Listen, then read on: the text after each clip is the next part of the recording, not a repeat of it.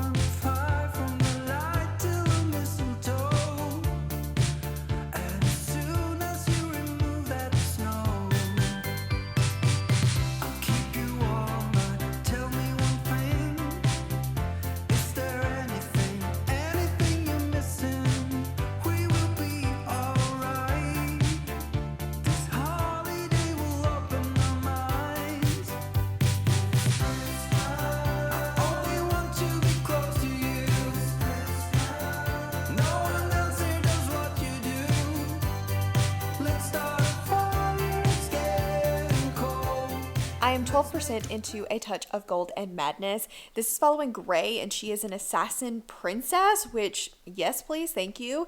And Griffin, who is somebody that was blamed for like starting this dystopian war, but he actually just wants to get his revenge and kill the king. And they are kind of in like this cat and mouse thing because Gray wants to kill Griffin because she believes that he started this war and killed her lover, and he thinks that he's being blamed for no reason. Problem with his revenge is he is slowly losing his mind to some kind of affliction that is talking in his head, and I love the voice in the head trope. It is one of my favorite things of all time, so I am very, very excited to see and learn more about that. I haven't seen quite enough of it yet. We've had a little bit. Of course, she tames the voice in his head, yes. But so far, I like it. I'm not completely obsessed. The writing is not my favorite, and I think that's a big complaint for most people in this book. But if the story and the plot and the magic in the world is good enough and the banter, I think that I can get past that. So I'm going to continue reading. I can't decide whether I want to listen to the audiobook or read the physical book because I'm having a hard time focusing on the audio, but I feel like the writing style is better on audio. So maybe I'll try a little immersion reading and see if doing both at the same time is more helpful with concentration. But right now I am freezing. I put on short sleeves because I got hot filming earlier and doing presents, and now I am sitting under a blanket and absolutely freezing to death. So I think I'm gonna go find my heated blanket. I want to say it's on my bed, but I need to go hunt that down. Try to warm up a little bit, cozy in, and get some more reading done. Ooh, we just had a knife to the throat scene that I was living for. This book I was very unsure about. I'm about, where am I? Where am I even? Let me tell you where I am before I start yapping. 27%.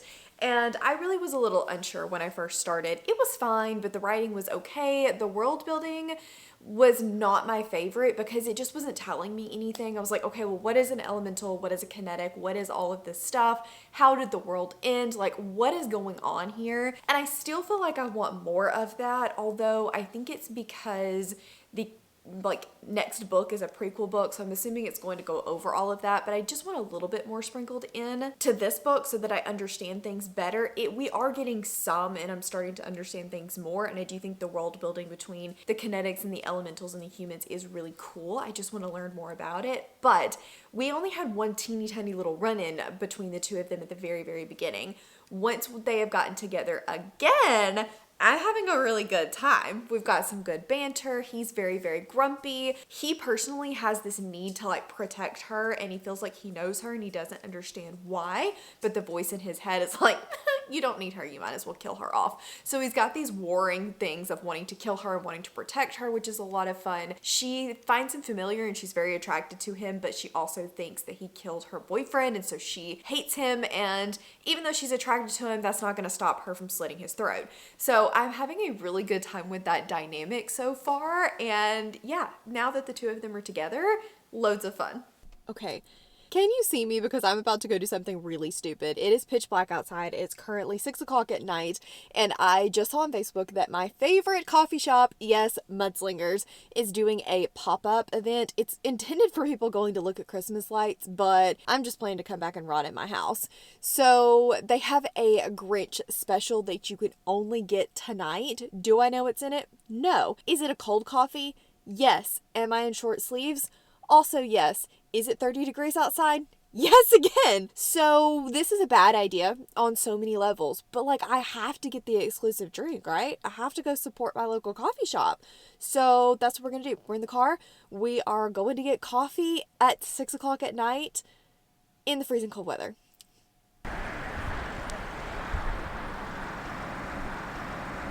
Excuse me, is this not the cutest thing you've ever seen? Oh my gosh. Okay, so hopefully the cop doesn't come over here and try to figure out what the heck I'm doing. You can't see me at all. But this is the Grinch. This is their exclusive drink. It is a frozen white hot chocolate, which I kind of love because if you're going out to look at Christmas lights or something at 6 o'clock at night, you may or may not want coffee. I was kind of hoping for coffee, but I get why they did it this way. So it has sprinkles. It's green.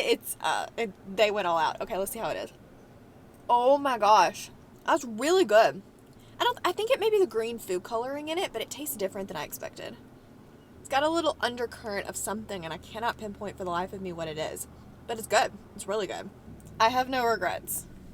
So I went to bed last night without updating you guys. I ended up with a little bit of a migraine, and it's thankfully gone this morning. Normally I only get this when it's gonna rain, and I don't think that it's gonna rain. It looks awfully sunny and not cloudy outside, so I don't know what that was all about, but I just decided to lay in bed and catch up on some TV because I wanted to catch up on all of my like shows that I had going currently before I start something new. I am still working on The Mole, but everything else, High Potential, Silo, all of those are caught up on until we get new episodes. So now I need to figure out what I'm going to be starting next. Probably Tracker. We were talking about that on Sprints the other day and Cassidy was recommending it and it sounds good and it's got a hottie in it. So that will probably be what's up next.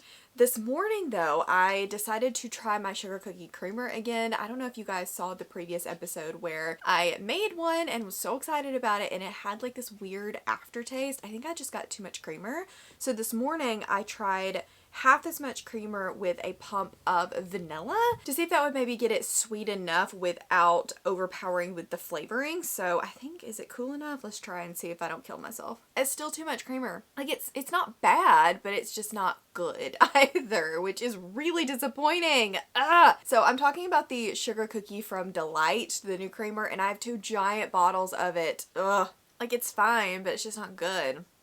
Okay, well, anyway, that's disappointing. But what I really came to update you guys on was that I got to 50% of A Touch of Gold Madness last night, and I'm still having a good time with this. I really like the world building, the kinetics versus the elementals, and we even have some like portals and different creatures that are coming into play, which I think is really, really cool. We're learning a little bit more now about the politics and kind of the rebellion and how everything is weaving together and how everything that was taught in the beginning to our main character is no longer the truth that she thought it was, and kind of how everything's been turned on its head. We did get a twist about 35% in that I didn't see coming, but I think it's just because we hadn't been around the characters long enough to lay the groundwork for it, but it was fine. The name annoys me. I don't know why, but it's just like, I don't know.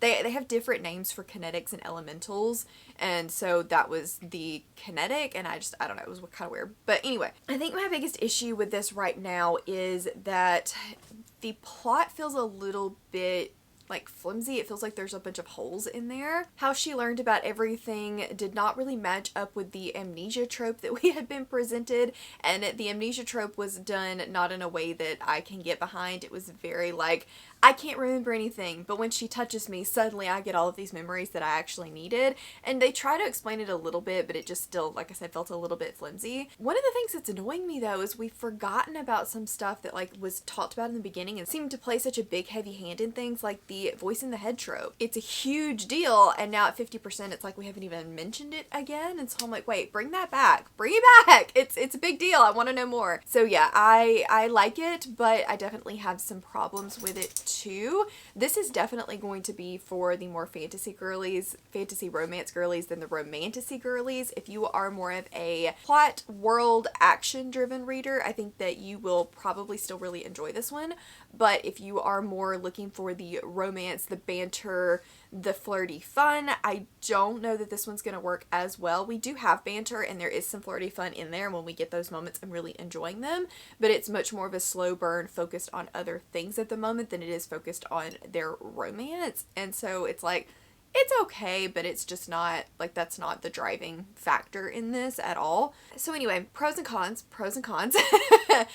Today I am going to be going to my dad's for Christmas. We're going to go pick him up. We're going to go grab some lunch, give him his Christmas present. And then tomorrow is Christmas Eve, and Christmas Eve is when we do most of our family stuff. We're going to be doing gifts. We're going to be baking. Since we didn't get to do that the other day, we eat dinner. We all watch a movie. It's not always a Christmas movie. One year we did Wonder Woman and my dad fell asleep, and then we usually spend the night with her and get up the next morning and do a really big homemade breakfast with my grandmother. So I'm really looking forward to those holiday traditions, and I'm kind of sad that it's Christmas because, like, I love Christmas. I want it to be Christmas, but I'm kind of sad that all of the Christmassy things are going to stop. I don't want to take down my trees. I don't want to stop sitting and just watching the twinkly lights in my trees. I don't know. I kind of like this time of year, even though it's not at all, you know, cold or snowy or anything like that, which I would like for it to be. I still enjoy this time of year, and I'm going to be sad to see it pass. So anyway, now that the sappy moment is over, I'm going to get my jeans out of the dryer and get a move on for today. So I just walked in the door, and on my way home, we had our first smutty scene at like 75%, and it was a very good smutty scene. She did a good job. There was some interesting dirty talk happening that was quite hot. But I am still enjoying this. I wish that the romance had more page time though, because when we get those moments, they're like, ah! But there's just not enough of them. I want to squeal, I want to be excited, I want to be swooning, and I'm not swooning as much as I want just because there's not as many moments. There is romance, but it's definitely more of a slow-ish burn, and I just want more page time with them together and them interacting, and I don't think that there's quite enough of that for me at the moment, but I'm still enjoying it. I think that the world is really interesting. I'm enjoying learning about the politics and her training her powers and all of that. I just wish there was a little more page time between the two of them. Okay, so we have come to the end of the Booktuber Advent Calendar, and I am so glad that I ended on this note. I know Cassidy was really scared to give me this book, but I actually had so much fun with it. I'm going to be giving A Touch of Gold Madness 4 stars. I think that this book definitely had a few problems. There were some inconsistencies. There were a few things that I was like, wait, can we make that make just a little bit more sense? And I do wish that the romance had played a little bit more prominent role in the story, but the romantic moments that we got, I was having the best time with. At one point, she literally punches him in the face because he dared to tell her that she could not do something. I was living for that moment. We had a great knife to the throat scene. There was some good banter. I really did like the relationship. It became more prominent in the second half, which I liked a lot. I thought the world was interesting. I do think that this is more of a fun time kind of book, but you know what? That's okay. I stand by the fact that this is going to be for the people that like more of a world plot driven story, especially in the first like 60%. The romantic girlies, there, like I said, is a great relationship in my opinion for you, but it does take a lot longer to get there. We don't see as much of it as I would like in the beginning of the book. I wish that the voice in the head trope had been a little bit more prominent, but overall, like, I think that it was a lot of fun. I enjoyed the ending, and I will definitely be picking up the prequel. If you struggle with the writing in this, which I think is a lot of people's major problem, I would recommend the audiobook.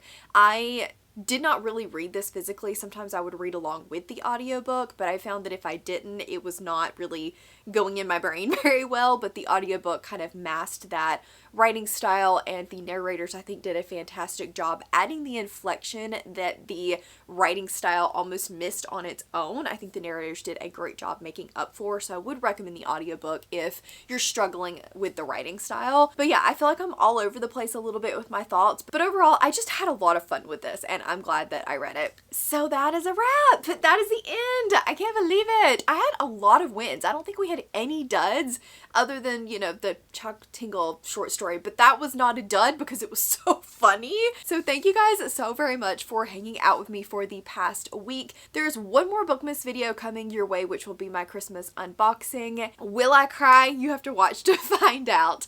If you just want to let me know that you were here and hanging out, please leave me a yellow emoji for A Touch of Golden Madness. If you missed any of the previous episodes, I will leave a couple of them up on the screen for you guys to check out.